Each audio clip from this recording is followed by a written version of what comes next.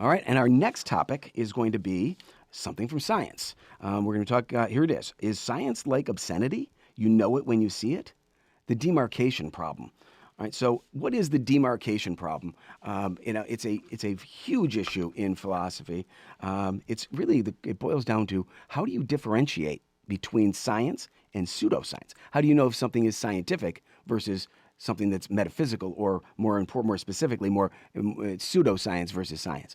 And there is a big split between pseudoscience and metaphysics.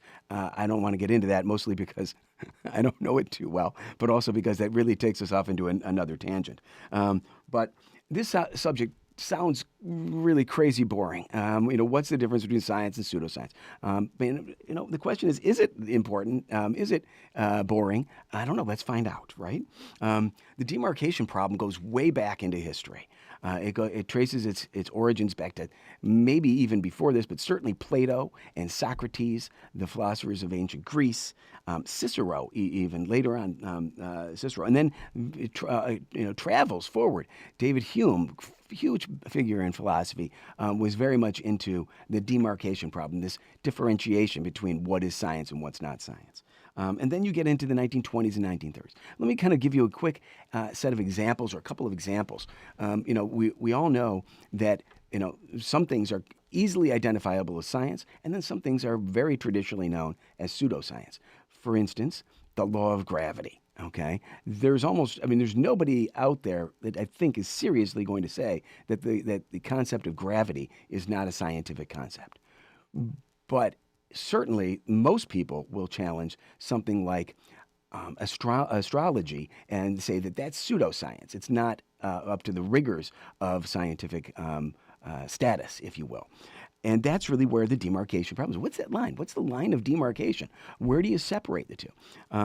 We kind of really picked the issue up formally in the 1920s with what was known as the Vienna Circle. This is where it gets a little sticky, or a little boring. Logical positivism was the big thing then in the Vienna Circle. It was a group of elite philosophers. They all came together, and basically they looked at it and they said, well, if you have a topic and it's something that can be verified, if it's verifiable by observation and experimentation, etc., then it's scientific, versus something that's not. Okay, something that can't be verified is not going to qualify for as scientific.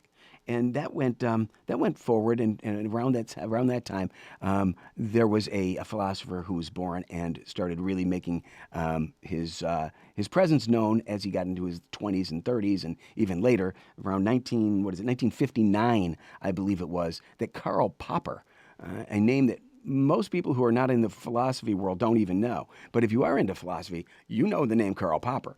He was mostly well known, for his idea of falsifiability. He said it's not verifiability, it's falsifiability that's the test. He took issue with the logical positivists and said, no, I got something new. And that is, okay, if it's something that you can test and it could be disproven, then it's scientific. If it can't be disproven, then it's not. So if it's open-ended and it's like something that you can never prove, can't just disprove somehow by observation or experiments, then it's just, it's pseudoscience. And Karl Popper really pushed that idea forward. Certainly, he ran into a lot of problems with a lot of people, a lot of other philosophers. Most notably, Thomas Kuhn, huge mind in philosophy. But one of the big things he focused on was this idea of the demarcation problem as well. He came along and he said, "I'm not crazy about Popper. Okay, Popper's got he's probably a fine guy, but his idea of falsifiability doesn't stand up." And he came up with a bunch of other ideas. And I got to be honest with you, I've looked at this a lot, and I don't quite understand what Thomas Kuhn is saying. I'm going to read this real quickly. It says, for Kuhn, and this, by the way, is coming from philosophy.stackexchange.com. It says, for Kuhn, the demarcation between science and non-science is institutional. In short, science is what is undertaken by the body of workers called scientists, especially professional scientists. The question of whether something is or isn't science is a matter of whether it's part of the human institution of science. Right? So, I mean, I guess I can grasp that, but then there's also a bunch of stuff about that Kuhn put forth about puzzle solving and problem solving. And he also referenced things like normal science, and if it's something that fits within normal science versus revolutionary science. I start to get out of my depth here, and that's where I'm really excited about bringing in professional philosophers, scientists, professors, etc., to really explain this to me. Give me an idea. What is Kuhn saying? How does it really differ from Popper? And then the question is, does it? Right? Does it really differ? And in the is it pseudoscience? No, it's a Stanford.edu article. They observed there that really Kuhn and Popper really aren't that much different in their ideas. They both really know what's going on, and they both really kind of agree with what is science and what's not science, and that's more general, not just a Kuhn and Popper thing, but that generally most philosophers do kind of have a sense of what that is. And so that's where my kind of issue is, my problem. It's not the demarcation problem. It's my problem with the demarcation problem. I've got that Stanford article right here.